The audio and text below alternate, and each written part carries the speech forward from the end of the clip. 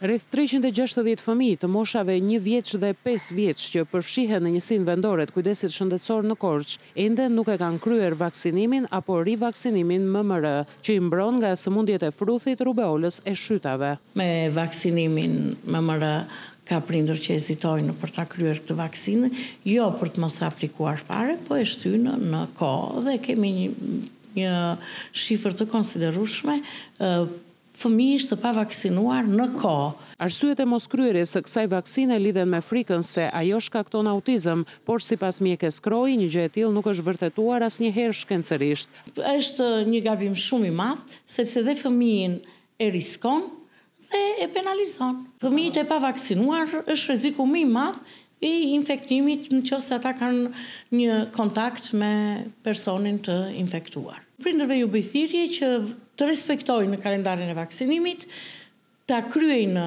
vaksinën në kohë dhe të mos hezitojnë për ta bërë vaksinën e fruthit. Mjekja shkon më tej kur thotë se në rast se fëmijët nuk i kanë të kryera të gjitha vaksinat sipas kalendarit kombëtar të vaksinimit, do të penalizohen duke mos u lejuar të futen në çerdhe, kopësht apo shkollë.